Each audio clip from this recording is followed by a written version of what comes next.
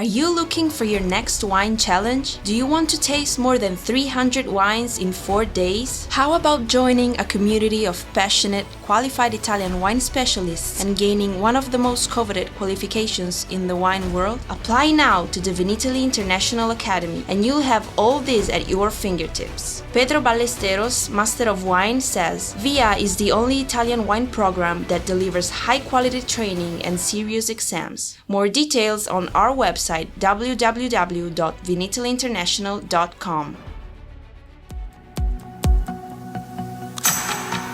Italian Wine Podcast. Chin Chin with Italian wine people.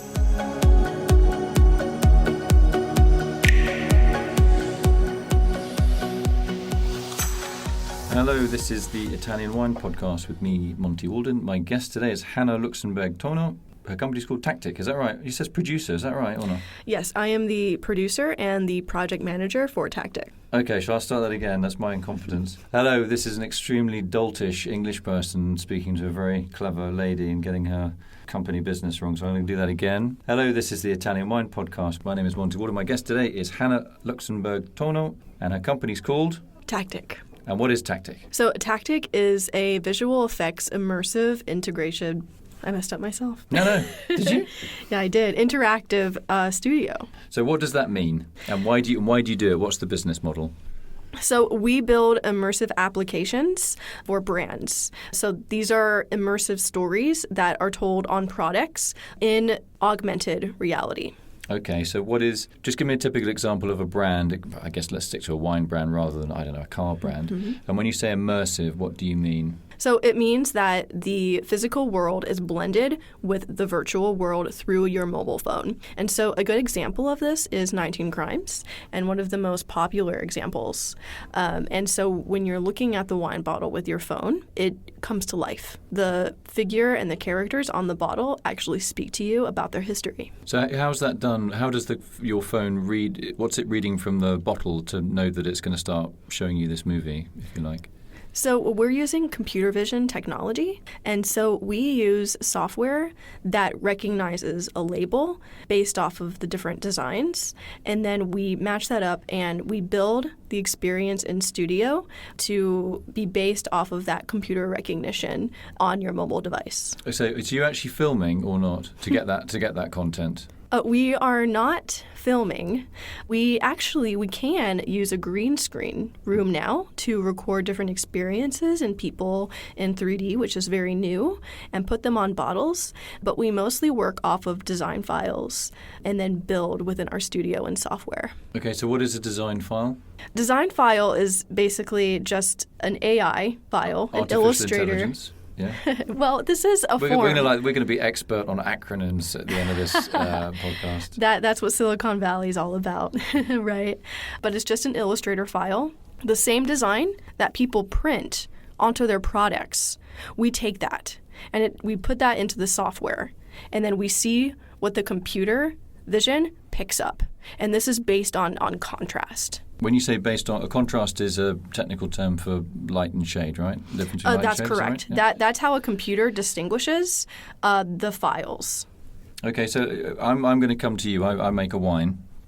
I did make one. Let's call it Chateau Monty. My Chateau Monty brand has got its label with my, Chateau Monty in letters on it. No photos, no images at all. A bit of design, different colours and stuff, but that's it. It's just basically words. I stick my wine in the supermarket, shop or whatever, and I've been working with you so that when someone walks past and opens their mobile phone and takes a photo of it, something happens. But the process of what do you have to do? You physically have to see me, you have to physically film me, you have to physically photograph me, or you can just do it all on a computer keyboard. Do we actually have to meet? We do not have to actually meet. So it really is kind of AI, isn't it? It's like yes. Sci-fi. It is sci-fi. Were you a Star Wars geek when you were a kid? I do love Star Wars, and I love ILM very much in Disney. ILM? Industrial Light and Magic. Oh, okay. In Silicon Valley, the creators of Star Wars and everything, Lucasfilms. And so this is sci-fi technology. And this is what Silicon Valley is calling it. And this is what investors are calling it as well. And so, yeah, I don't need to film you. We can do motion capture. And this was used earlier on in 19 Crimes, but we no longer have to do this. I mean, we have bottles where there are women who are no longer with us. And we can't go film them. All we have is an old photograph, right, of them. And we study them. We study the videos of them, their movements, how they spoke as people, because the details are very important to us. But how do you do that if it just say, I launch a wine called My Granny's Red, right? And I only got one photo of my granny taken in 1937 or something in black and white, a small photo. In those days, they would have been quite small. How on earth are you going to create a video from that some guy or girl in a supermarket is going to get a video experience just by literally walking past my bottle? Yes. So we do need a picture that is large enough for us to put on the bottle for the camera to recognize. That's more of the technical aspects. However, if it's grainy and old, we've touched up things before. We have Midnight Moon, which is a moonshine, and we have Junior Johnson, who is a legend, right? And he has a very old photograph. Who's Junior Johnson? Is he a basketball player? He's a race car driver. Okay. And he actually started his moonshine business by bootlegging and by racing to get away from the police. It's an amazing story. Hopefully not doing both at the same time, drinking his hooch and driving fast. I don't know about the time and the place that it was. So what you're saying is all you need just with one image. Just Absolutely. like Mickey Mouse, you could just take one image of Mickey Mouse and you could add legs and arms and movements. Oh, yes. But how long does that take, and who's doing that? It depends on the complexity of the photo and image that we have. And you have to ask yourself, is it going to be 2D and flat, or is this going to be 2D. A 3D character? Yes. Oh, 2D? Yes. I thought it said 2D as in, like, is it going to be 2D? 2D or 3D? Two-dimensional or three-dimensional character. Okay. These are two very different things. Go on, explain. I won't get too deep into the on. tech. Go on. But so if you have a 3D character, this character moves in space. You can see the sides of their face. You can see them move their head up and down. They look like a real figure. And this is shown in Embrazen. We have these characters who are moving and look very real. We model those in 3D. And then you have something like Rabble, which looks Rabble wines, yes. Okay. And those are the scenes that we have, such as Pompeii, and those are beautiful. Those are actually illustrations, and some of those are 2D, right? Because they're flatter. So when you say rabble, do you mean a crowd of people or? Rabble as in chaos. Okay. So those scenes are based off of the wrath of nature, and they're very chaotic, beautiful scenes where nature destroys the scene that you're looking at. And then what happens? That's obviously a bit of drama, right? It's very dramatic, and so we have different transitions. So the one that we saw today during the presentation was a giant comet that came over and turned into a phoenix and destroyed the town. And then we transition out of that with a giant blast of fire, and that's the end of the scene. They're very short scenes, but they're very compelling. Okay, so if I'm in the supermarket again, sorry to keep going back to this, but and it's the movie that I see on my phone is what, 10 seconds, 20 seconds? Usually they range to about 10 to 30 seconds. Right, so how many days of work or man hours or woman hours or people hours or sci-fi hours does that take? I know you're going to say it depends on the client and it depends on the this and that, but just throw out some examples of time constraints and budgets as well. It starts at 6 weeks. That's Really? the shortest, yes. Mm-hmm. So you're really this technology at the moment is something that the bigger brand players could probably invest in, whereas a small producer is not going to get anywhere near, right? We work with people. We really want people to be able to use this technology, not just the big brands, right? Because we do have great brands like Coca-Cola and Jack Daniels. It's wonderful, and they have Never heard of them. They have 10 minutes worth of content. That's a lot. And it's all interactive. But Rabble Wines, they're a smaller winery in California. I mean, how small? I'm talking about, are they? Oh, I'm not a wine expert, okay, so but I'm not. Okay, all right, never mind. But they're smaller. They're independent, and so we work with people to offer a relationship that builds over time, and we're able to offer smaller companies experiences. So are you doing solely the arty bit, or you're also giving them branding advice, market guidance, or do you just leave that to them and say, listen, you asked us to do a 10-second video with 3 explosions and a couple of dogs in. Your brand went bankrupt and it's not our fault, or is it more joined up than that? So we actually guide our clients through everything. So we begin by offering different types of experiences that they could have, right? Some people come to us and they know exactly what they want. Some people don't. They don't know how to start. They don't necessarily know how to tell the story. So we give pitches and we develop storyboards and show how this can be done. All the way through creative production, all the way through engineering and development, even through analytics, even through releasing, and how do we put this out there and how do we market the actual AR marketing itself. The AR? Yeah, how do we... What is the AR? Just remind us. No acronyms allowed. Augmented reality. There you go. It's a $10 fine every time you come up with that. Ah, okay. I'll go broke. With a USP or an AR or a DYO or whatever. But I mean, we know that the creative industry, the egos can be massive. Mm-hmm. There are all sorts of areas where conflict can occur, artistic differences. How do you, are you kind of partly psychologist as well as techie and business? I would say so. Because it's like a football team in America. You've got 80 people that all have a stake in the project working for a particular client, and they've got their stakeholders as well. Mm-hmm. That's so right. Your people skills must be pretty good, right? I would say so. I'm a producer, so I'm supposed to have people skills, but honestly, I love our clients.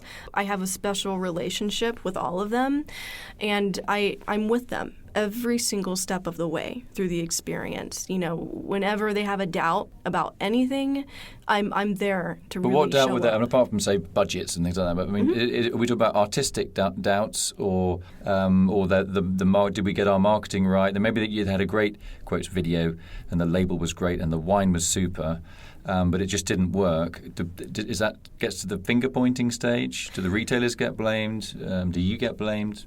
Well, I have to say, so far, all of our experiences have worked. We haven't had anyone unhappy. Everyone has a different experience. Mostly, it's getting set up with the application, going through the whole process of releasing an app. It can be a lot. And, that's what I'm there to work with them through. If there's a problem with marketing or, how do we reach people, they come to us and then we give them a solution. So it's okay. Maybe we're not reaching as many people here. We have to market this. But is that solution based on going back and doing more market research or looking back at the product that you've created and tweaking it? We look at the analytics. Because we're tracking everything. We're seeing all the user data. We're seeing where people are looking. We're seeing what scenes they're actually engaging with. How far? But how are you seeing that? How are you tracking that? Because when their phone scans the label, Yes. But isn't there like a kind of Big Brothery kind of thing where you're then only appealing to the people that kind of get your way of doing things? There's all sorts of discussions about social media. I know that it's not social media, but this idea of us telling people that we've never met lots of stuff about ourselves, our sex lives, our diets, our loves and our hates. Is there not that sort of danger that we're only going to talk to our own echo chambers? Yes, this is a very important conversation, and we're seeing this conversation come up a lot more with social media, and this is a social space, right?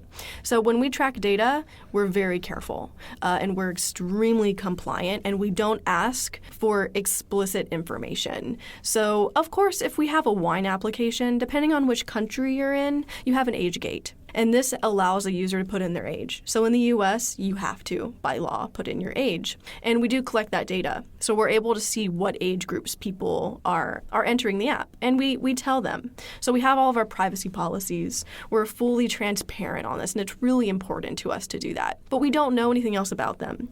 We don't know their gender. No, we don't know that. Unless we actually wanted to gather that data and we gave them a form. And then they could decide if they want to give that information. Phone, right? Yep, okay. That's right. Do they want to give us that? Age? We haven't asked gender yet. No? It's not really a big concern or interest. But sure, that's quite key, isn't it? I mean, some, cliches are ladies like rosés and boys like chunky reds. I mean, we know that's simplistic, but that's still quite useful information to know, isn't it? It could be. It depends on what the client wants. If they wanted to track it, definitely, we can. But they have to lay that out. I mean, obviously, it's a question on the phone. Would you like to tell us your sex? Yes, that is right. We have to be completely clear to the user, and they can give us that information, or they don't have to. What about in terms of the time frame? I could walk around a supermarket with the phone in your app and photograph literally every bottle. and not make any purchase and walk out just for fun, right? How does that screw up your analytics? It doesn't. But I knew you were going to say that. So basically, what we are seeing from these analytics is that once a person does scan an experience, they're more likely to put it in their cart. That's what we're seeing based on the use of the app and how many times we're gathering retention, if that makes sense. What does that mean? So that's how many times one unique user returns to look at the app. And we're seeing this happen a week later, a few weeks later. We're seeing that one user do it, which is very interesting. And so that means that they've purchased a bottle. Okay, and they may not have drunk it yet and then just checking what they bought. Is that right? Maybe, yes. Or maybe they're going back to the store. We don't know. But usually the clients at least want them. How come you don't know that bit? You know everything about them. You know yes. which loo roll they have, what colour. We can't track them. I can't look to see when they're going home and when they're going to the store. That would definitely be pretty creepy. But I'm happy I don't know that information about our customers. But the goal is to get people holding the product. That is the goal. So pick it up off the shelf. Mm-hmm. How often have you been sued by people that have taken it off the shelf and getting their phone out, they've dropped the bottle? Oh, goodness. You've got to have an app for that, an explosion app or something. Oh, goodness. And then a clean-up app. Then I put the glass in the right bucket app. And how funny. Yeah. But I mean, there's an app for that. Sometimes people, I drop bottles of wine all the time. Try not to make a habit of it, but that's going to happen at some stage, isn't it? You're fishing for your wallet. I don't know. Yeah, I guess we could, someone could get scared like a sound from the sensor, the sound of breaking glass. So, this is kind of early stages, but not early stages. What's the next step? The next step is the web. So that's a big thing for 2020. All right. We have 5G coming, which is going to have a huge explosion in AR because we're going to be able to get and have access to the web. What's AR? No augmented reality. Okay. So why is that? Why? Because connection speeds will be quicker. Yes. Are we just talking about the States or all over the world? All over the world. Really? Yeah, absolutely. And so by having a web application, we don't have to download so many apps. We don't have to have 20 apps on our phone. I can put a QR code on any label out there. It goes directly to the web server, and it plays the experience. You don't have to download a thing. Okay, so that does help people, doesn't it? Clogging up their phones with apps that they may only use infrequently. That's right. That's using up some of their memory and all the rest of it. Exactly.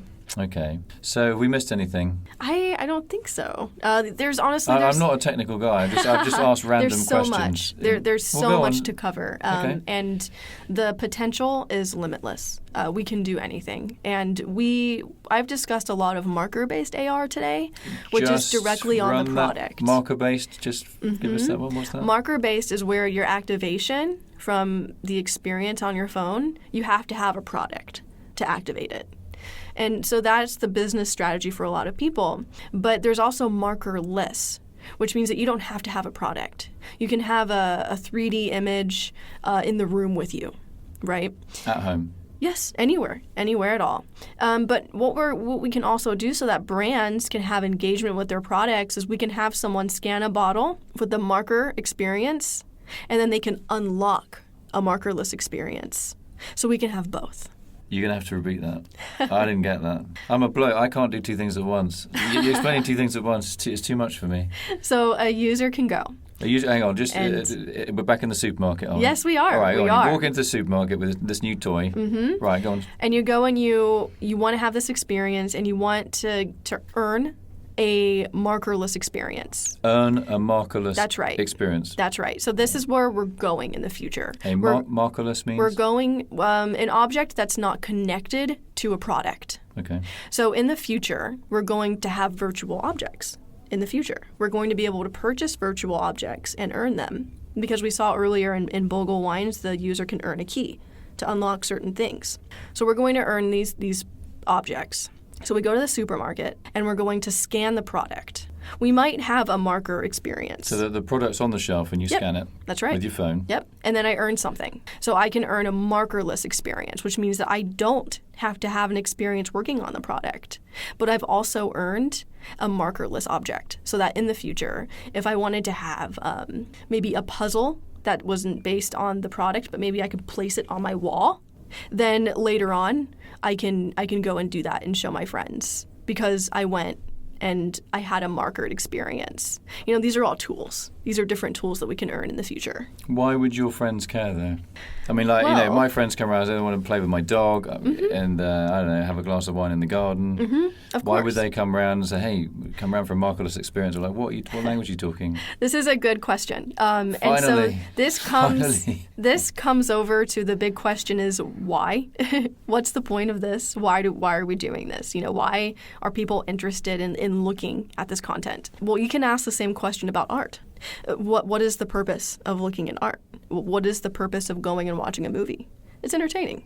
And now we can do this around wine, or we can play a game without the wine. I think mostly users right now are interested in having a product that has a game or an experience associated with it. But we can bring our friends into this. We can all engage together around this bottle of wine, and we can have a conversation, something fun, and drink the wine. But physically?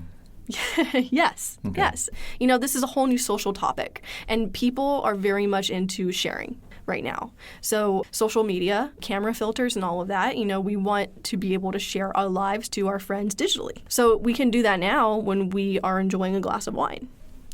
So I'm drinking this, and I'm letting all my mates know. That's right. That's right. I mean, in the old days, you just sit around a table with a few glasses and do that face-to-face, wouldn't you?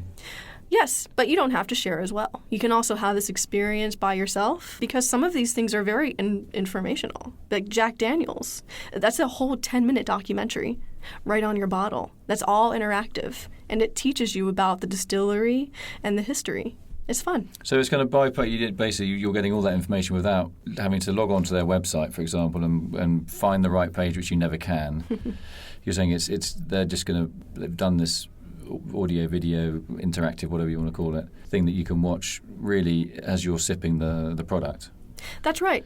That is right. And it's just, honestly, it's a very fun way to be connected to your product. And that's why people are starting to hold on to their products. They're starting to have empathy with the bottles themselves. People don't want to throw... People have always done that, haven't they? They've always kept bottles. People are doing it more now. Really? That's the thing. Even with me, I don't want to throw away my 19 Crimes bottle because I am connected to this character who speaks to me about his journey. And this is a whole new level of psychology here. Even though he's not real. Well, he was. Yeah, okay, but he's not actually physically in the room with you. I know what you mean. Right. Well, I can keep a portrait of someone in my room, and I'm very connected to it because it symbolizes someone who maybe I cared for, or maybe just a person in history that I had admired. And now I can have that on my bottle, too. Okay, should we wrap it up? I just let you know we've been filming the whole of this, and I'm going to stick it on my a wine bottle. No, my toothbrush, or I don't know. I'm joking, of course. Oh, that's great. Yeah, I usually probably worked out in terms of that aspect of computery life, I'm not the sharpest tool in the box. So I hope I didn't ask too many dumb questions, but I think I've kind of got it. Mm-hmm. Good. That's the thing, is that this can be technical, and I can. You should have come in with like a QR things. code on your blouse, and I could. I can do that. Yeah. We can do that. No, we'll already leave it there. But it's easy. Just pick up the bottle, turn on your camera. That's all there is. Make it sound so simple. So I want to say thanks to my guest today, Hannah Luxenberg Torno. Did I say that right again? It's very difficult. From Tactic. Yes. Augmented reality and storytelling. Well, this was all audio, very old technology. Apologies for that.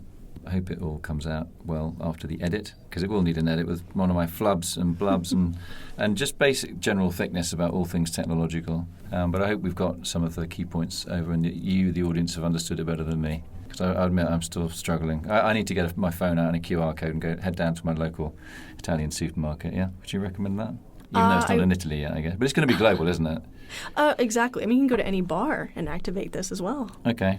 All right, let's go. Okay. All right. Yeah? Ready. I'll probably have a coffee, but maybe I'd probably need something stronger than that after this interview. Anyway, thanks very much, Hannah, for coming in and telling us about that. And we'll get you back at some stage, and I'll put you through the torture again. And I was always a bad student. Yeah, thank you so much. I'm a bloke. It takes 3 times. You've got to hit me hard on the head. And I'll get there. Thank you very much. Thank you. Take it easy. And I wish you every success as well. Thank you. And that concludes the interview for this episode of the Italian Wine Podcast. But before we sign off, we'll go to our new segment. Everyone needs a bit of scienza.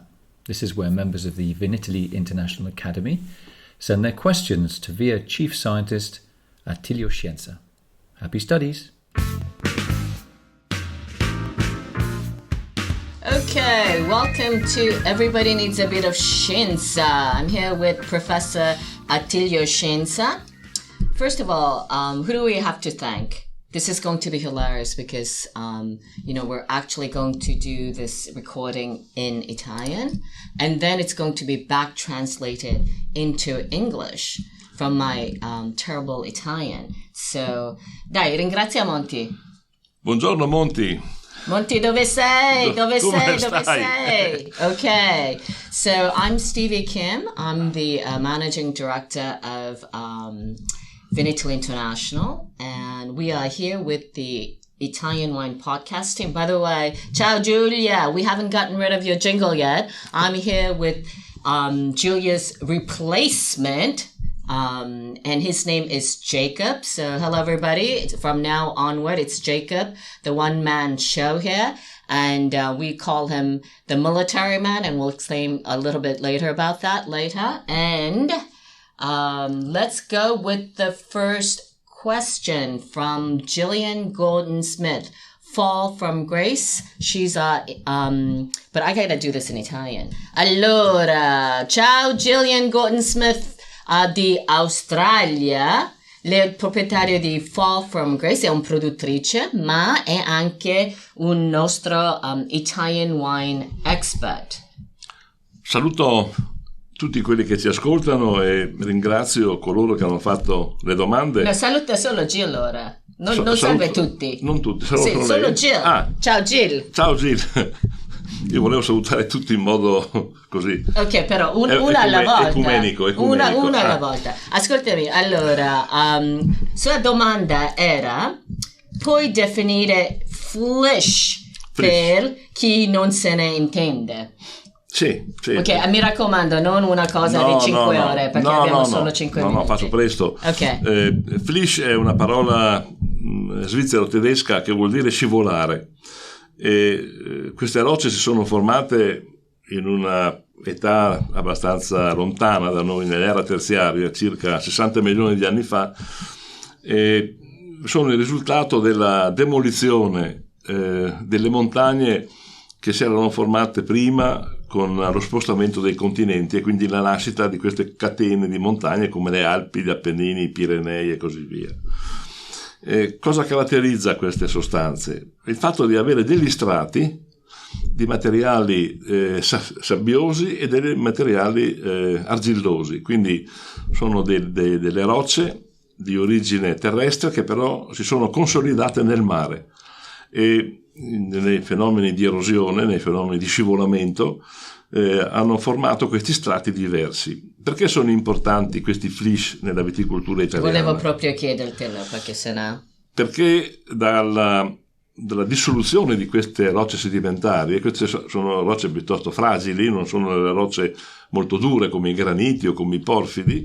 Ma che colori sono? Come I colori sono molto diversi. Flash? I colori possono essere, di solito sono abbastanza grigio bruni. Questo è il colore tipico dei flish. Ma la cosa interessante è che dai rapporti diversi di sabbia e di argilla che si formano da queste rocce abbiamo terreni variamente sabbiosi e variamente argillosi. Un esempio, ne parleremo anche dopo, ma ci sono molti terreni in Italia, terreni viticoli, che si formano dai flish. Pensate alle ponche dei colli orientali e del Collio, pensate basta fare così. Sì, ai terreni del Barbaresco, per esempio, alle colline romagnole, al Chianti, l'Alberese e il Galestro sono in effetti derivati dai flish. Vedremo poi in una domanda successiva come, ad esempio, nel caso del Barolo. Allora aspettiamo la domanda successiva, sì, non no, ti buttare avanti. Va bene. Tu te sai che ti abbiamo dato il soprannome Flishman, ok? Quindi questa domanda deriva, risponde direttamente il Flishman, professore Attilio Scienza. Alla prossima! Listen to all of our pods on SoundCloud, iTunes, Spotify, Himalaya FM, and on ItalianWinePodcast.com. Don't forget to send your tweets to @ItaWinePodcast.